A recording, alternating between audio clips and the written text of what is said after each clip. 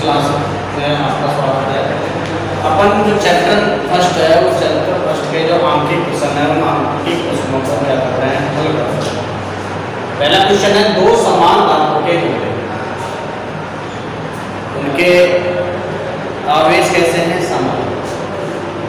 दो समान धातु है, धातु के जो गोले हैं उनका जो आवेश है 10 माइक्रोकूलम माइनस 20 माइक्रोकूलम आवेश से आवेशित किए गए हैं। जब आवेश से आवेशित किए गए हैं, यदि इनको एक दूसरे के संपर्क में लाकर अलग कर उन्हें उसी दूरी पर रख दिया जाए तो दोनों अवस्थाओं में बल का अनुपात क्या होगा। देखिए जो चीजें रखे हैं उसको लिखते हैं हल।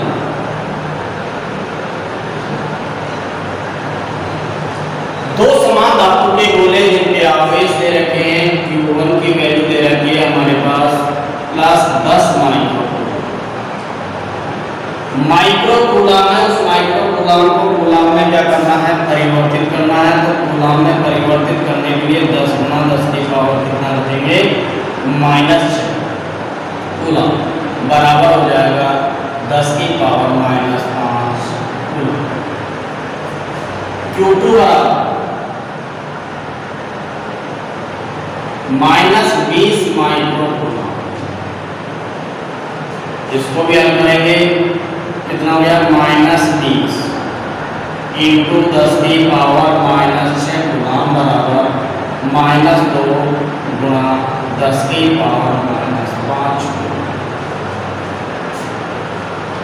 दूरी क्या है, एक दूसरे में उनके बीच की दूरी क्या है, समान है। समान है, अपन ने अलग कर रखे थे और उसको क्या किया, संपर्क में लेके आए। तो इन आवेशों के मध्य एक वैद्युत बल लगेगा। वो वैद्युत बल क्या होगा, क्योंकि Q1 व Q2 आवेश के मध्य लगने वाला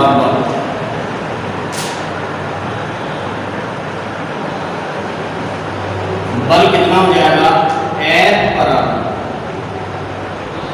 K Q1 Q2 upon 8। Value रखेंगे K, तुलना करेंगे तो तुलना में K राशि है कैंसिल हो जाएगी। Q1 की वैल्यू है 10 की पावर -5 इंटू Q2 की वैल्यू है -2 गुना 10 की पावर -5 बटे 8। इसका समीकरण इसको हल नहीं करेंगे। अनुपात पूछ रहा है, उसमें अनुपात के अंदर कुछ राशियां क्या हो जाती हैं, कैंसिल हो जाती हैं। तो उन राशियों को अपन क्या कर लेंगे, यहाँ पर काम आएगा। फिर क्या कहा इसने, इनको एक दूसरे के संपर्क में लाकर, ये स्थिति है। पहले ये गोले थे, ये इस तरीके से थे, इस पर आवेश था हमारे पास Q1 और इस पर आवेश कितना था Q। इनके जो बीच की जो दूरी थी वो कितनी थी, R। Q1 की वैल्यू अपन ने लिख दी, Q2 की वैल्यू। अब इसने क्या कहा है, इन दोनों गोलों को मैंने क्या किया, संपर्क में लिया। ये Q1 और ये कितना हो गया। जैसे मैं संपर्क में लेके आऊंगा तो इसका आवेश इसमें चले जाएगा, इसका आवेश इसमें चले जाएगा। कहने का मतलब है टोटल इसमें आवेश आ जाएगा Q1 प्लस Q2। फिर इसको क्या कर देंगे अपन, अलग अलग कर देंगे, और अलग अलग करेंगे तो इनका समान रूप से आवेश क्या हो जाएगा, विपरीत हो जाएगा। कितना आ जाएगा, Q1 प्लस Q2 और 2।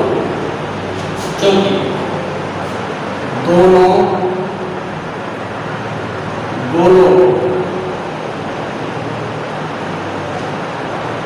संपर्क में लाकर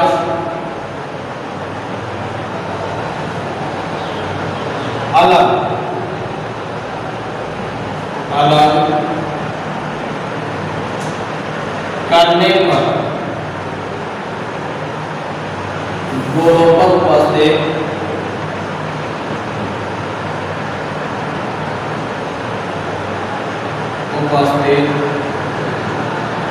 आवेश Q1 प्लस Q2 अपॉन 2 होगा। Q1 की वैल्यू हमारे पास आता है Q1 प्लस Q2 अपॉन 2 बराबर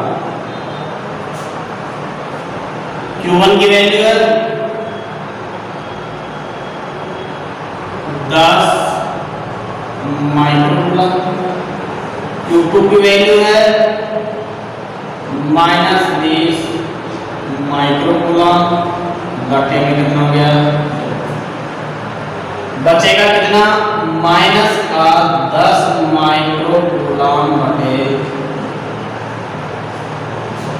जब इसको हल करेंगे तो हमारे पास कितना बचेगा, -5 माइक्रोकूलम बराबर -5 × 10⁻⁻6। कहने का मतलब नया स्तर जब इनको क्या करेंगे, हटाएंगे, अलग अलग करेंगे। मान लीजिए नया आवेश कितना हो जाएगा, Q1 डैश कितना हो जाएगा, Q2 डैश। तो Q1 डैश बराबर Q2 डैश बराबर -5 × 10⁻⁻6 कूलम। और भी इसको अपन यही रखेंगे तो और अच्छा रहेगा, क्योंकि अब हम तुलना करेंगे तो कट जाएगा। और यहाँ कर दिया, चलो कोई बात नहीं, 10⁻5 गुणा -2 गुणा 10⁻⁻5। अब देखिए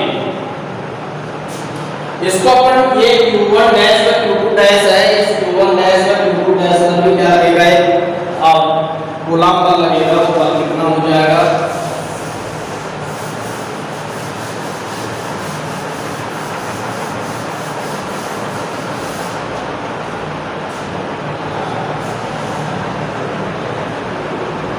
Q1 डैश में Q2 डैश आवेश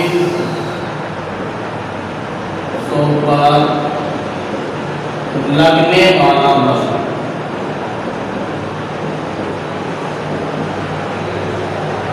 नया बल ले लेते हैं अपन F डैश। नया बल कितना है, F डैश के Q1 dash Q2 dash upon R के। Q1 डैश की वैल्यू कितनी है, -5 × 10⁻⁻6 -5 × 10⁻⁻6। Q2 की वैल्यू भी कितनी है, -5 × 10⁻⁻6 बटे इनके बीच की दूरी कितनी होगी, R² 2। दोनों अवस्थाओं में बल का अनुपात निकालेंगे तो क्या कर देंगे, समीकरण 1 में 2 का भाग दे देंगे, 2 में 1 का भाग। समीकरण 1 में 2 का भाग देने पर एक कौन सा है हमारे पास, F/F डैश।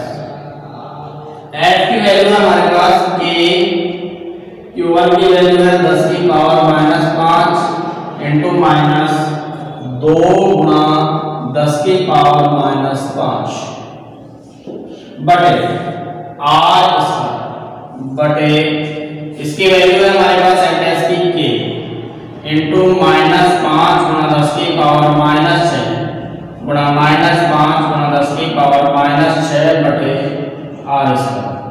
कुछ वैल्यू है पटरियों को काट देते हैं, ये पटरी कैसे, ये R² से R² कैंसिल।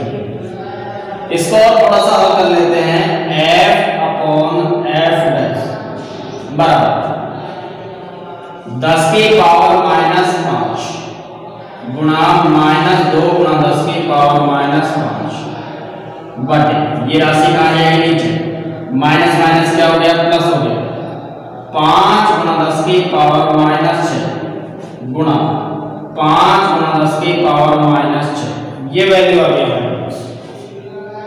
हम इसको अपन हल करेंगे, हल कैसे करेंगे, f/f। अब देखिए 10 की पावर कितनी बच रही है, माइनस, यहाँ माइनस है और यहाँ कितनी है -5। हल करो इसको, मैं इसको यूं लिख सकता हूं 10 से ऊपर गुणा कर दो, 10 से नीचे गुणा कर दो, 10। जब नीचे गुणा करूंगा तो 10 की पावर कितनी हो जाएगी, ऊपर जाएगा -6। इसी तरीके से -2 गुणा 10 की पावर कितनी होगी, -6, 20 गुणा, ठीक है, बटे 5 गुणा 10 की पावर -6 गुणा 5 गुणा 10 की पावर -6, 10 की पावर -6, 10 की पावर -6 कैंसिल हो गया, क्या बच गया, f/f बराबर माइनस का कितना हो गया 200, 10 × 20 माइनस का 200 बटे यहाँ पर कितना बच गया 5 गुणा 5 25, 25 से कम 25, 25 × 200, f/f डैश बराबर हो गया -8/1, अर्थात f अनुपात f डैश बराबर -8/1।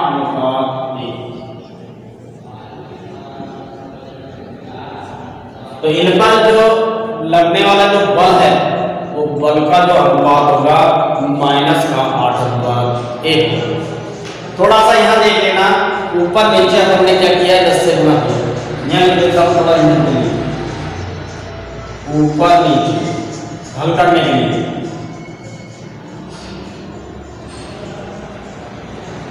दोनों ऊपर नीचे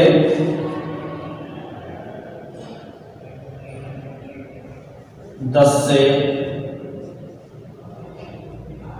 गुणा व भाग देंगे, ठीक है। इस तरीके से हमारे पास इनका जो अनुपात आ गया वो अनुपात आ गया -8/1।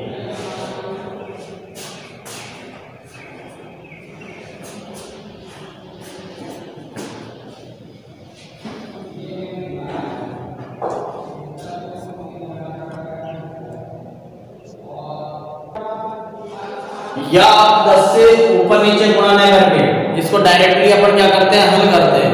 तो हल कैसे करेंगे, ये अपन ने सुविधा की दृष्टि से अपन ने इस तरीके से किया था। यदि आपको यह सुविधा हो रही है तो अपन इसको इस तरीके से भी कर सकते हैं। यहाँ हमारे पास 10 की पावर 5 है, ये 10 की पावर 5 कट गई, यहाँ 10 की पावर कितनी कट गई, 5 कट गई, कितनी बच गई 10 की पावर -1।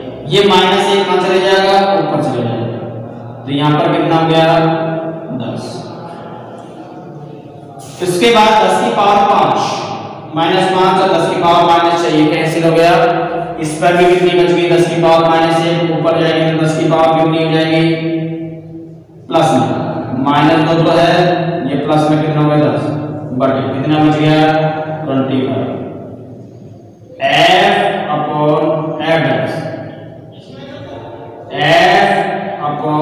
f/f बराबर ये कितना हो गया 200, इसके -25, 25 कम 25, 25 × 200 बटे में कितना हो गया 1, अर्थात f/f बराबर -8/1। इनका अनुपात होगा, अनुपात को इस तरीके से प्रदर्शित करते हैं -8/1। जैसे आपको उचित लगे उस तरीके से आप इस सवाल को हल कर सकते हैं।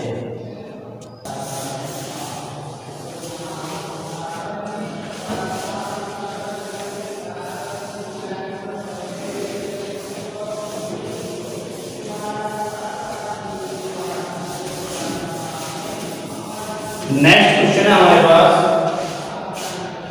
भुजा ए वाले एक समबाहु त्रिभुज की भुजा स्मॉल ए वाले किसी समबाहु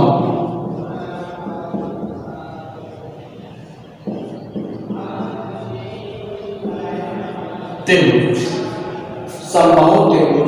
के शीर्ष की ओर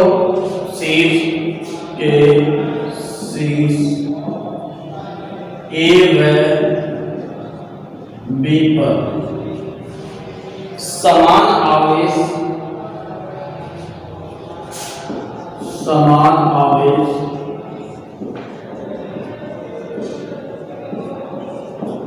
प्लस क्यू रखा है तो त्रिभुज के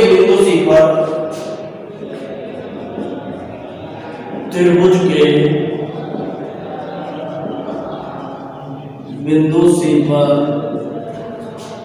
विद्युत क्षेत्र की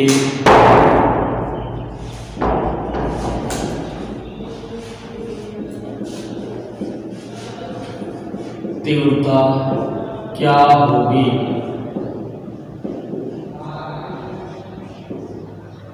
ये सवाल है हमारे पास। भुजा ए वाले किसी समबाहु त्रिभुज के शीर्ष ए और बी पर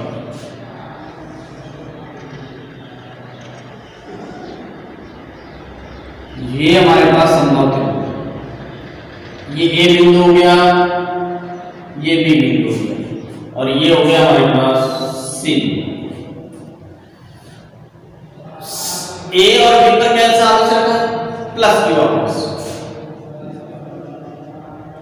ये भी कितना है प्लस, इसकी भुजा कितनी है ए,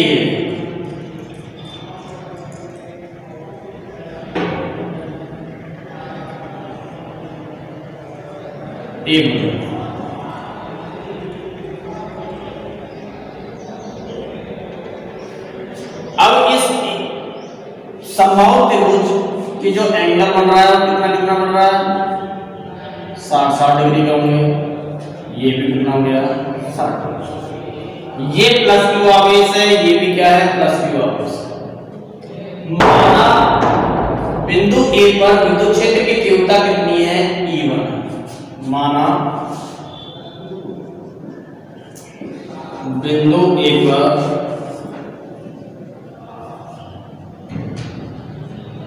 प्लस क्यू आवेश ए पर विद्युत क्षेत्र की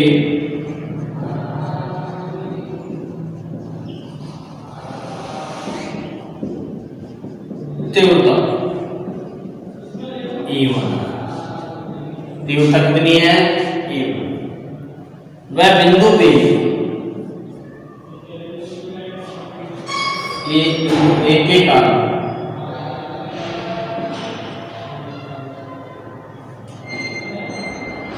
तथा बिंदु बी के कारण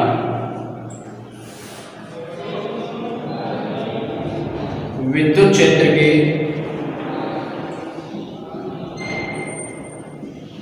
तीव्रता E2। देखिए समझने वाली बात है, प्लस क्यू आवेश और ये भी क्या है प्लस क्यू आवेश।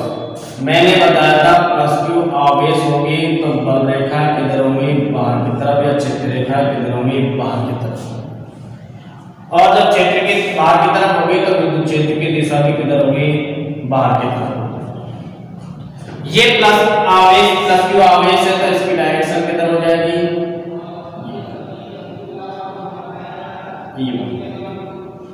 इस बी के कारण विद्युत क्षेत्र की तीव्रता कितनी है E2, इसकी डायरेक्शन किधर हो जाएगी इधर ये एंगल कितना बन रहा है 60। कितना बन रहा है 60। परिणामी विद्युत क्षेत्र की तीव्रता इन दोनों को क्या होगी मध्य में होगी वो ई नेट कितनी होगी ई नेट के बराबर। तो देखिए बिंदु ए पर या बिंदु सी पर बिंदु ए पर स्थित आवेश के कारण विद्युत क्षेत्र की तीव्रता और बिंदु सी पर बिंदु बी के कारण विद्युत क्षेत्र की तीव्रता दोनों को अपन क्या कर लेंगे निकाल लेंगे। तो देखिए बिंदु सी पर बिंदु सी पर बिंदु ए पर स्थित आवेश के कारण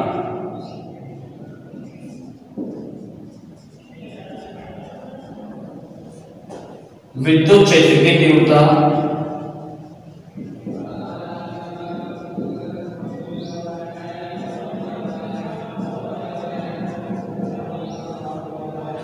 E1 परिमाणात्मक मान लेना। विद्युत बिंदु आवेश के कारण विद्युत क्षेत्र की तीव्रता कितनी होती है K Q upon R square. K Q upon R square. K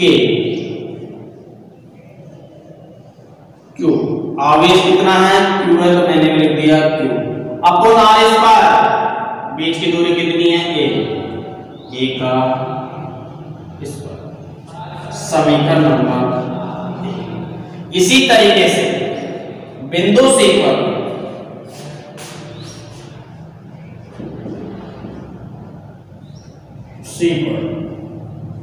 बिंदु बी पर स्थित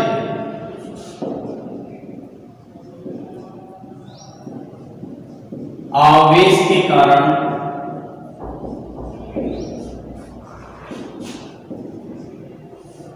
विद्युत क्षेत्र की तीव्रता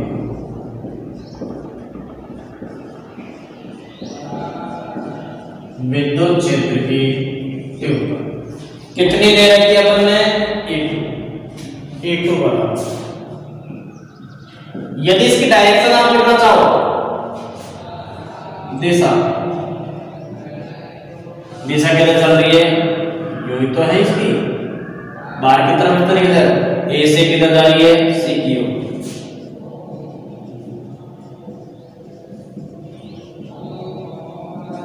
लिख सकते हैं E2 बराबर वही है बिंदु आवेश के कारण विद्युत क्षेत्र की तीव्रता K Q अपॉन बीच की दूरी कितनी है A स्क्वायर। समीकरण नंबर इसकी दिशा कितनी हो जाएगी B से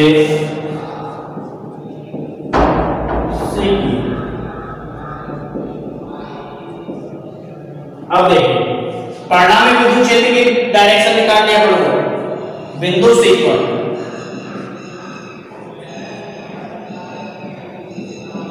परिणामी विद्युत क्षेत्र की तीव्रता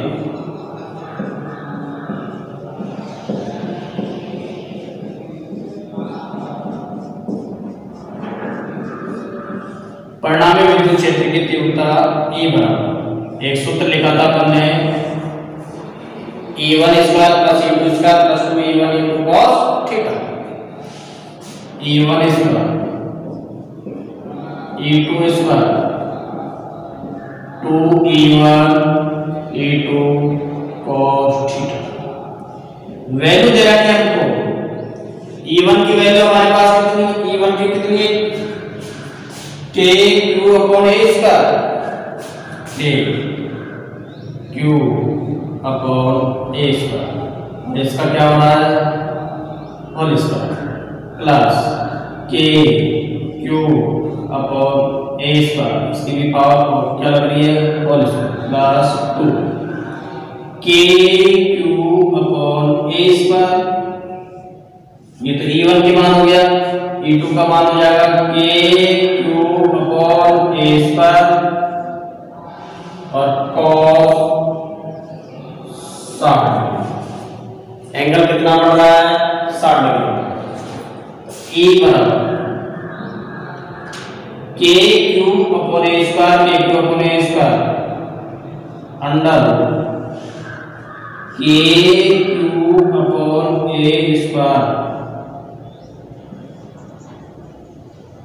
ये और स्क्वायर हो गया। इसमें यहाँ क्या बच रहा है? कॉमन ले लेता हूँ। यहाँ तो बच गया A, यहाँ पर भी कितना बच गया A। चलो एक बार और कर लेते हैं।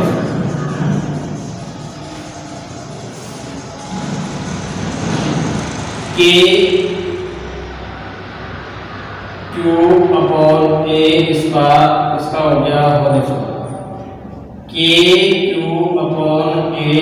इसका भी हो गया होल स्क्वायर प्लस 2 KQ/A²। ये भी कितने हैं? 2 हैं, तो इसको भी क्या हो गया? होल स्क्वायर इनटू cos 60 का मान कितना होता है? 1/2। ये दो राशि कट गई। E बराबर अंडर कॉमन आ रहा है हमारे पास KQ/A² और इसका भी क्या हो रहा है? Whole square. यहाँ कितना बच गया? A, यहाँ पर कितना बच गया? A, और यहाँ पर भी कितना बच गया? A। इसको और कर लिया। E बराबर अंडर KQ/A² और इसका क्या हो जाएगा? Whole square. या 1 1 1 कितने बच गया? 3 इंटू 3।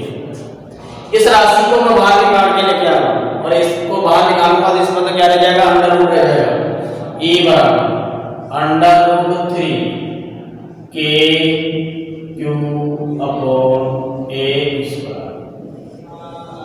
इसकी इकाई क्या हो जाएगी? न्यूटन/कूलम। अतः बिंदु C पर विद्युत क्षेत्र की जो तीव्रता होगी वो विद्युत क्षेत्र की तीव्रता अंडर रूट 3 KQ/A² के बराबर प्राप्त होगी।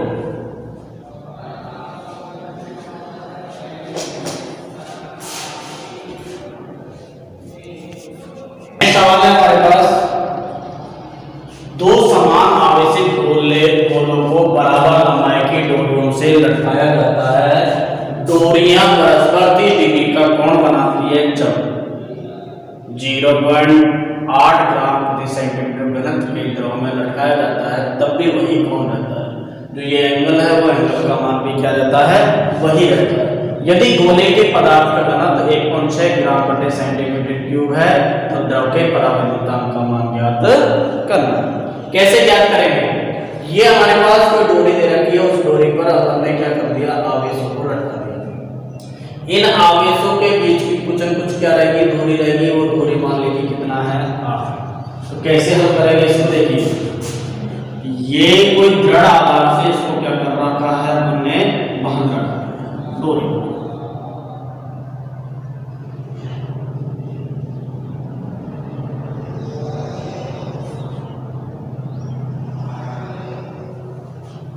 ये क्या है? आवेश। ये प्लस क्यू आवेश, ये भी क्या है? Plus Q. इसको अपन ने खींचा तो इधर क्या लगाएंगे? अपन एक फोर्स लगाएंगे। दोनों आवेश हैं, आवेशों के कारण क्या लगेगा? वैद्युत बल लगेगा। इस पर डोरी में क्या उत्पन्न होगा? तनाव। ये एंगल हमारे पास कितना है? थीटा। ये एंगल कितना है? थीटा। और थीटा का मान कितना दे रखा है? 30 डिग्री। जब इसको खींचेंगे तो इनके बीच की जो दूरियां हैं वो दूरी कितनी रहेगी हमारे पास? मान लीजिए 8। कितनी है? 8। अब देखिए, ये स्थिति में थी, ये स्थिति है, इस पर स्थिति ये ले लेते। जब ये आवेश है, इस आवेश पर कौन सा बल लगेगा? लगाएगा बाहर W बराबर mg। ये स्थिति थी, इस स्थिति को थीटा कोण से यूं झुका दिया, पहले ये स्थिति थी। इसको इसने क्या किया है, जैसे इसको सरल लोलक की स्थिति में लेके आए तो ये इसको अपन ने यूं बल लगाया, यूं बल लगाया तो इसमें जो डोरी में जो तनाव बल उत्पन्न हो रहा है उसके कारण एंगल कितना हो गया, थीटा। तो ये जो एंगल है इसको यूं घुमाया तो ये घटक कौन सा हो गया, क्षैतिज घटक, और क्षैतिज घटक क्या हो जाएगा, cos थीटा। किसका तनाव, t cos थीटा। इस तनाव बल इधर लग रहा है तो इसका लंबवत घटक कितना हो जाएगा, t sin थीटा। कितना हो जाएगा, t sin थीटा। अब देखिए इस आवेश और इस आवेश पर कौन सा बल लगेगा, F। वो कितना होता है कि Q1 Q2 upon R square.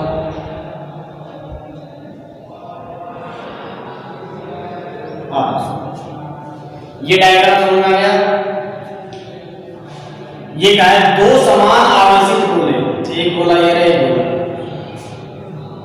बराबर लंबाई की, इसकी लेंथ भी कितनी है, बराबर लंबाई। ये लंबाई कितनी है,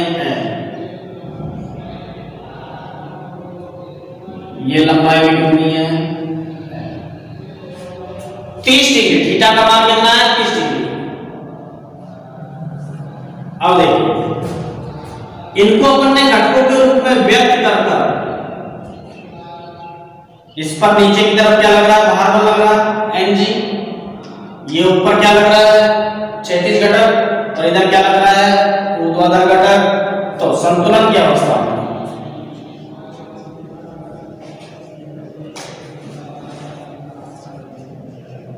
संतुलन की अवस्था क्या कहती है, संतुलन की अवस्था कहती है t sin थीटा बराबर कितना हो गया, k q square upon r square. अर्थात k की वैल्यू हम लिख सकते हैं यहाँ पर sin थीटा बराबर 1 upon 4 pi epsilon 0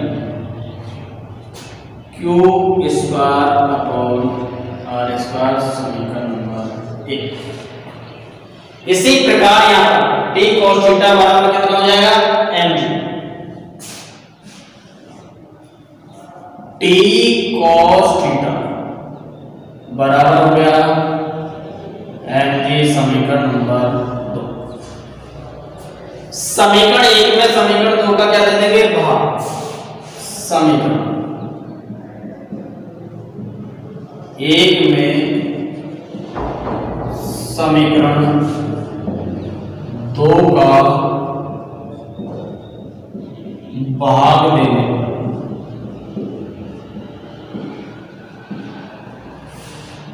t sin theta, एक कितना है, t sin थीटा। LHS को एक साथ दे दो और RHS का वैल्यू को क्या दे देंगे, एक साथ, बराबर k 1 upon 4 pi epsilon 0 q square upon r square बटे में कितना हो गया, m। ये t से t कैंसिल हो गया, sin बटे cos किसके बराबर हो गया, tan theta. 1 upon 4 pi epsilon 0 q square upon r square into 1 upon mg, समीकरण नंबर कितना हो गया, 3।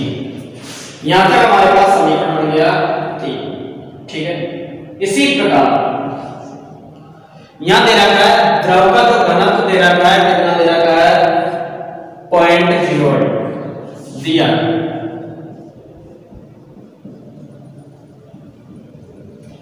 द्रव का घनत्व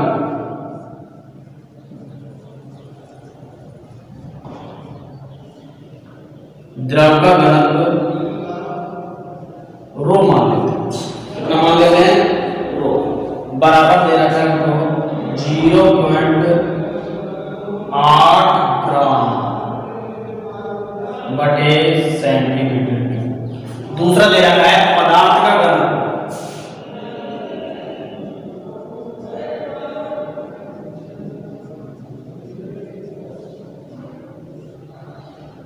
उसको मैंने ले लिया सी 1.6 ग्राम बटे सेंटीमीटर। ये दोनों वैल्यू दे रखी है, ठीक है।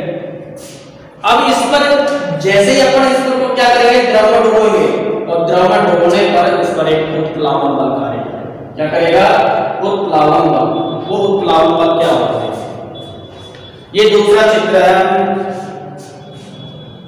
यहां पर फोर्स कितना लग रहा है, F बराबर KQ अपॉन R², ठीक है।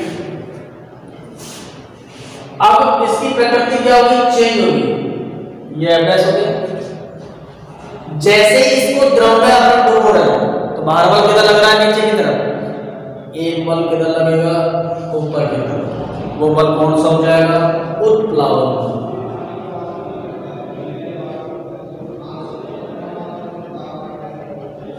कौन सा लगेगा, उत्प्लावन। तो उत्प्लावन बल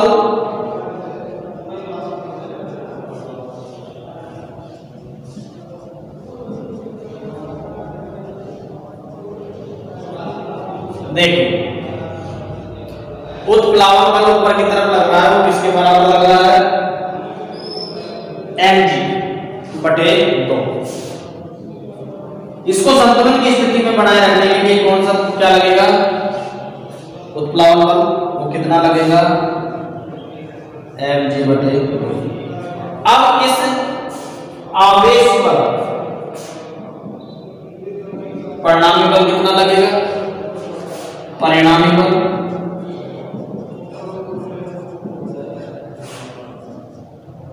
परिणामी भार बल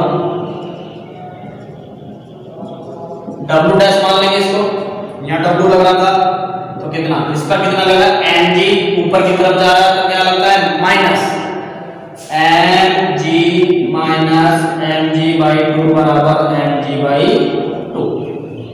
ये हमारे पास क्या लगेगा, परिणामी बल लगेगा, ठीक है। अब देखिए उसी तरीके से हम इसको हल करेंगे, क्या करेंगे, वही संतुलन की अवस्था में। और संतुलन की अवस्था में क्या होता है कि, चलो यहां पर बताओ,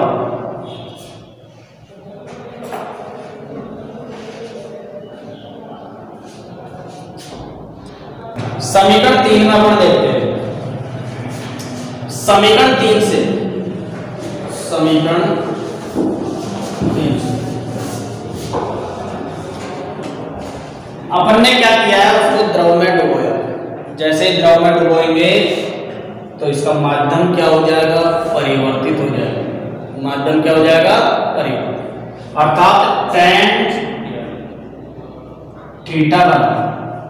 वही उसी तरीके से उसको घटकों के रूप में वियोजित करने के बाद में जो वैल्यू आएगी, इस तरीके से पूरा बार बार करने की आवश्यकता नहीं।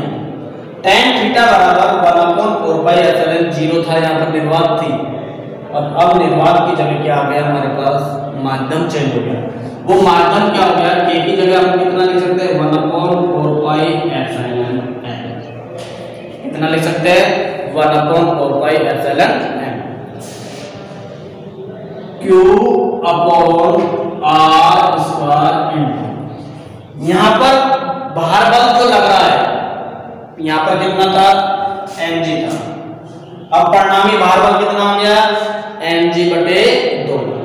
इस mg की जगह कितना लिखूंगा मैं, mg बटे 2 इंटू 1 अपॉन mg बटे, चूंकि हमने पढ़ा था एप्सिलॉन 0 इंटू एप्सिलॉन r बराबर एप्सिलॉन है। माध्यम की वैद्युतशीलता होती है वो निर्वात की वैद्युतशीलता तथा परावैद्युतांक के गुणनफल के क्या होती है, बराबर होती है। इस एप्सिलॉन m की जगह मैं कितना लिख सकता हूं, एप्सिलॉन 0 इंटू एप्सिलॉन r। तो tan थीटा बराबर 1/4πε0 into epsilon r, Q upon r² into, ये दो राशि कहां चले जाएगी, ऊपर 2/mg। समीकरण नंबर हमारे पास कितना हो जाएगा 4। अब देखो किसकी वैल्यू चाहिए हमको, एप्सिलॉन आर का। यह पूछ रहा है द्रव का परावर्तनांक कितना होगा। द्रवण कौन सा है ये, इसका परावर्तनांक कितना होगा एप्सिलॉन आर। इस एप्सिलॉन आर की अपन को क्या करनी है, वैल्यू निकालनी है। दो समीकरण अपन को दे रखे हैं, समीकरण 3 और 4। इन समीकरण 3 व 4 की सहायता से अपन एप्सिलॉन आर का मान निकाल सकते हैं। तो समीकरण 3 में या 4 में तुम्हारी इच्छा अनुसार 4 का भाग लेने में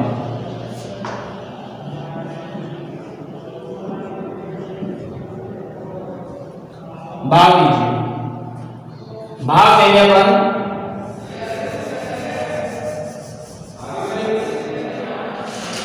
देखिए 3 में 4 का भाग है। 3 कौन सा है, tan थीटा। चौथा में भी क्या है यहाँ पर tan थीटा, tan थीटा का कितना आ रहा है 1/4πε0 q square upon are square into 1/n but यहां कितना दे रखा है 1/4πε0 epsilon r q upon are square into 2/n। जो कट रहा है उसको काट लेते हैं। tan थीटा से tan थीटा कैंसिल हो गया, 1/4πε0 से 1/4πε0 कट गया, q square upon are square से q square upon r cut गया और mg से mg कट गया। क्या बचेगा, यहां तो बच गया 1, यहां कुछ नहीं बचेगा 1 अपॉन एप्सिलॉन आर।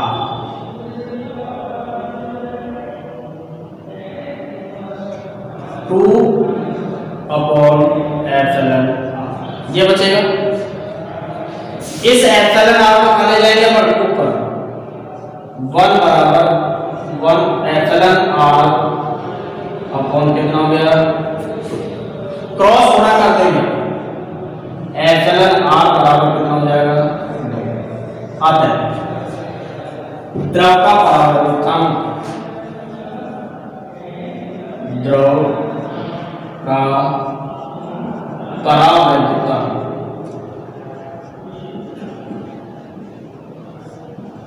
2 प्राप्त होता है।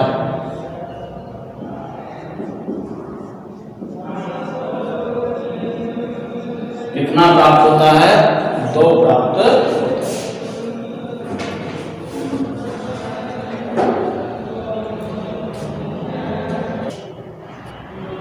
यहां क्या है क्यू स्क्वायर था, ठीक है। इस Q square upon are square से ये राशि कैंसिल होगी, कैंसिल होने के बाद में ये हमारे पास क्या आ जाएगा एप्सिलॉन आर का मान 2 प्राप्त हो जाएगा। देखो 2 समरूप गोलाकार चालक बी और सी, ये बी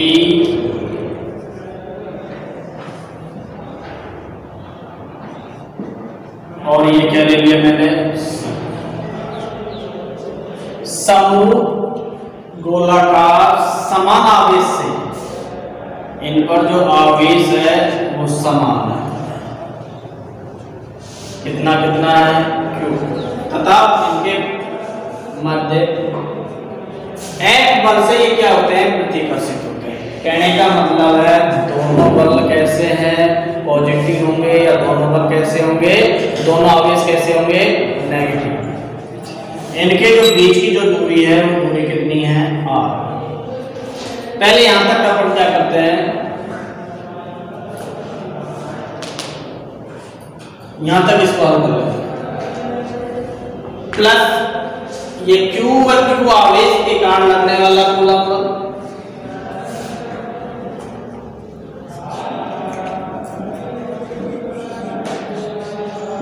आवेशों के कारण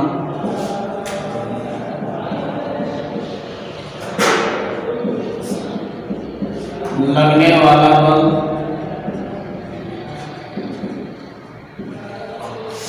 F बराबर K Q1 Q2 upon R square.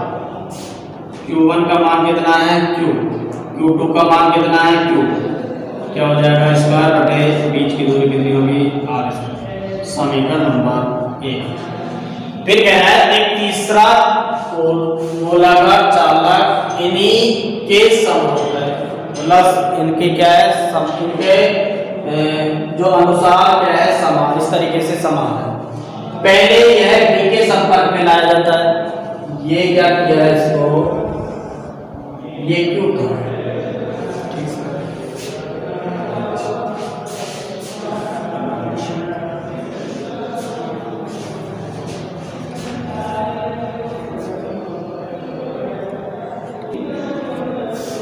ये क्या कह रहे हैं अपन, पहले बी के संपर्क में, ये कोई अनावेशित गोला था, इस अनावेशित गोले को पहले किसके संपर्क में लेके आ रहे हैं, बी के संपर्क में। जैसे मैं इसके बी के संपर्क में लेके आऊं, ये बी के संपर्क में लेके आ रहा है, तो इसके आवेशों को कौन इसमें क्या हो जाएंगे, समान रूप से क्या हो जाएंगे, वितरित हो जाएंगे। तो इससे अनावेशित गोला, अनावेशित गोले पर आवेश कितना हो जाएगा, गोले पर आवेश कितना हो जाएगा, दोनों में आधा आधा, इसमें कितना था Q, तो कितना हो जाएगा Q/2, कितना हो जाएगा Q/2। उसके बाद में क्या कर रहा है, तत्पश्चात इसके जस्ट बाद C के संपर्क में लाकर दोनों को अलग कर दिया जाता है। C के संपर्क में लाकर इन दोनों को क्या कर दिया जाता है, अलग कर दिया जाता है। अब इस पर आवेश कितना है Q/2, Q/2 है, और इस पर कितना है Q है, ये C, इस पर कितना है Q, इस पर कितना है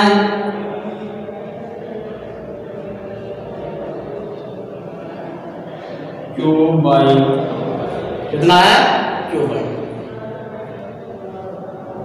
क्या निकाल लेंगे अपन, दोनों पर अलग अलग इनका औसत निकाल लेंगे। आता है C पर आवेश बराबर नए गोले पर आवेश, क्या हो जाएगा, बराबर हो जाएगा। बराबर करेंगे, क्या करेंगे, इनका औसत निकालेंगे, Q प्लस Q/2 अपॉन कितना हो गया, Q plus Q/2, Q plus Q/2 कितना हो गया, 2 लघुत्तम आ गए, 2Q प्लस कितना हो गया Q, 3Q/2 कितना हो गया 2, कितना गया 3Q/2, और बटे में कितना लग रहा है 2, तो कितना आ जाएगा 3Q/4, कितना आ जाएगा 3Q/4 बराबर 3Q/4। अब यहां पर B पर तो कितना रह गया, इन दोनों पर B पर कितना कितना रह गया, ये Q/2, और ये क्या हो गया, इस पर भी कितना हो गया Q/2। ठीक है, अब ये कह रहा है फिर दोबारा B व C पर लगने वाले बल का क्या अनुपात कितना होगा, या इस पर कितना बल कार्यरत होगा। तो देखिए दूसरा हमारे पास क्या हो जाएगा, ये तो क्या हो गया B पे तो आवेश कितना हो गया Q/2, और ये कितना हो गया C, इस पर आवेश कितना हो गया 3Q/4, बीच की दूरी कितनी है R। अतः Q/2 3Q/4 आवेश पर लगने वाला बल, कितना बल लगेगा?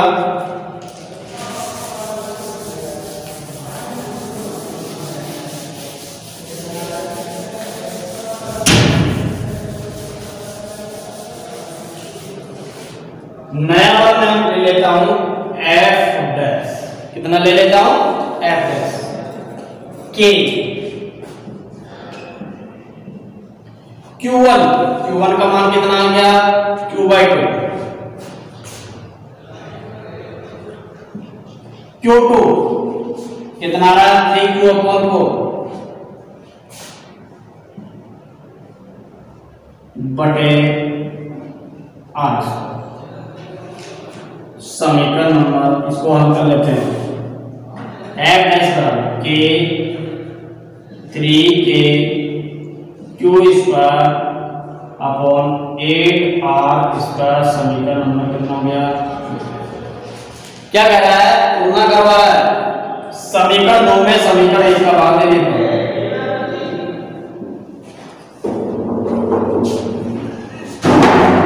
समीकरण 1 का भाग देने पर जैसे इसमें भाग देंगे एफ डैश अपन कितना हो गया? 3K Q² upon 8R⁴ R⁴ 2 बटे इसका मान कितना है? K Q² upon R², K Q² upon R², KQ upon R² ये कैंसिल हो गया। F डैश अपॉन F बराबर 3 बटे R, तो F डैश बराबर कितना हो गया? 3 बटे 8F। इतना जो बल है, अब बल किस किस के बीच लगेगा?